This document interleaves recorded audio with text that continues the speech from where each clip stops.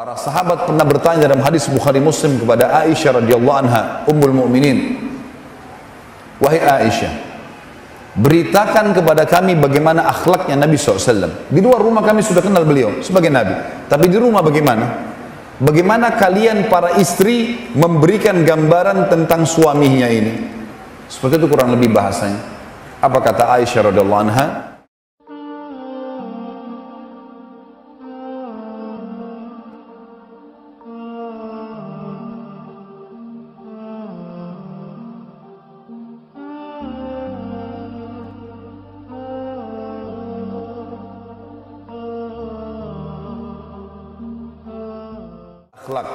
Akhlak Nabi SAW, teman-teman sekalian, terkenal sekali dengan sangat luar biasa. Firman Allah mengekalkan dalam Al-Quran sebagai sang pencipta, dan kita tahu Allah ini maha jujur, maha adil. Apa adanya Allah menyebutkannya.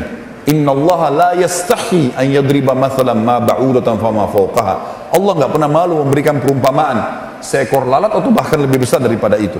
Hak-hak yang diucapkan oleh Allah subhanahu wa ta'ala. Allah memuji baginda Nabi SAW dalam Al-Quran kekal ditilawakan sampai hari kiamat oleh orang-orang beriman dalam surah Al-Qalam ayat 4. A'udzu billahi minasyaitonir rajim wa innaka la'ala khuluqin azim. Sesungguhnya kau memiliki budi pekerti, akhlak yang azim. Azim itu dalam bahasa Arab sangat agung, besar. Sebagaimana kita mengatakan subhana rabbiyal azim, maha suci Tuhanku yang maha agung.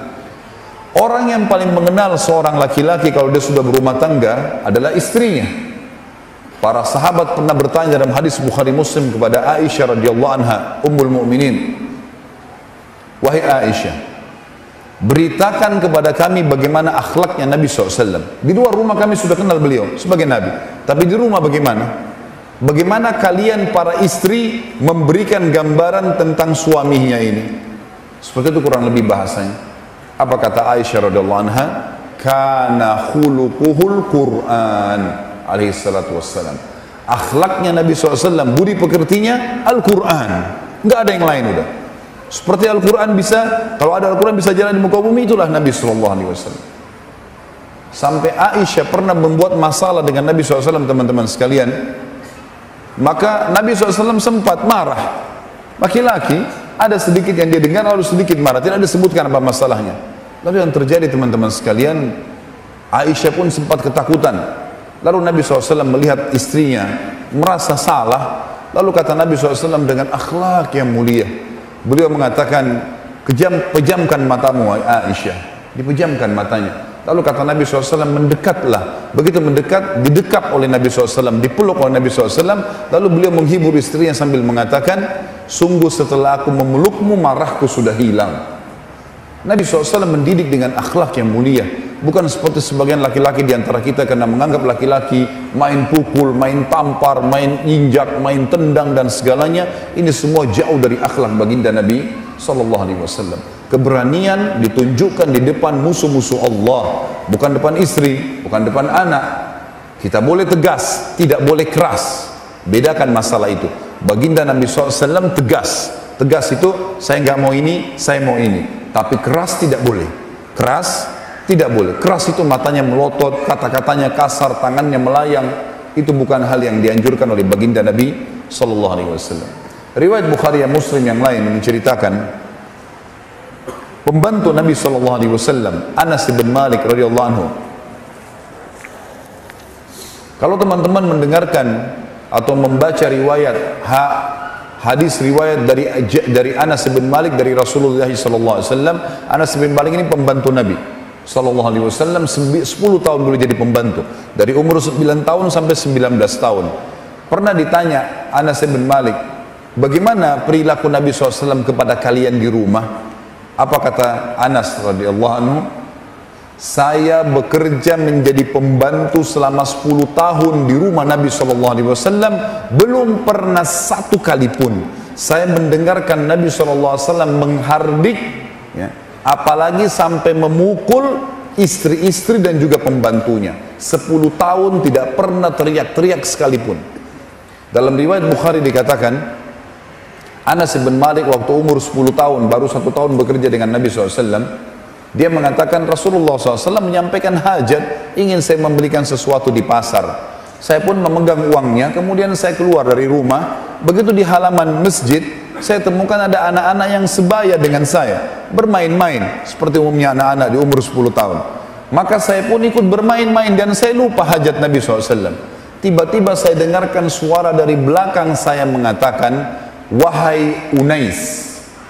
Nama Anas, namanya sahabat ini Anas. Orang Arab teman-teman sekalian kalau dia mau panggil seseorang dengan panggilan sayang, ada namanya ismu tasghir, mengecilkan sesuatu itu. Seperti Anas dipanggil Unais, itu panggilan sayang. Seperti Aisyah radhiyallahu anha memiliki pipi yang kemerah-merahan, maka Nabi SAW memberikan julukan. Sebenarnya wanita yang berkulit merah-merah itu di bahasa Arabnya dengan merah hamra, ya, muannatsnya hamra, tapi karena Nabi SAW panggil dengan kalimat sayang dikatakan Humaira, dikecilkan. Seperti itulah. Maka Anas lagi pembantu disuruh untuk beli sesuatu sehingga main-main sama teman-temannya. Kira-kira kalau posisi antum ini, antum ngapain orang itu? Maka baginda Nabi SAW mengatakan, wahai Unais, dipanggil panggilan sayang. Lalu Anas mengatakan, saya pun balik, ternyata dia Nabi SAW. Saya sempat ketakutan. Lalu saya terhibur karena Nabi SAW mengatakan, tidakkah kau selesaikan hajatku dulu, baru engkau bermain? Kata Anas, baik ya Rasulullah. Langsung dia pergi. Dalam hadis Bukhari dikatakan, Aisyah berkata radhiyallahu anha, bahwasanya Nabi SAW tidak pernah marah kalau berhubungan dengan haknya pribadi. Kalau masalah haknya dia diselesaikan. Dan dia hanya marah kalau sampai hukum-hukum Allah dilanggar. Hukum-hukum Allah dilanggar. Beliau pernah menghajar istrinya. Semua istri Nabi SAW pernah dihajar sebulan. Nabi SAW tidak menggauli mereka. Karena mereka ternyata sudah ditentukan nafkahnya oleh Nabi SAW, dan itu penentuan dari langit. Allah yang menentukan untuk Nabi SAW, lalu mereka tidak menerima masalah itu. Maka Nabi SAW diperintahkan untuk Allah menghajar mereka. Selama sebulan Nabi SAW tidak menggauli mereka. Tapi tetap Nabi SAW menjaga akhlak. Menanyakan dari depan pintu, ya, bagaimana kabar kalian?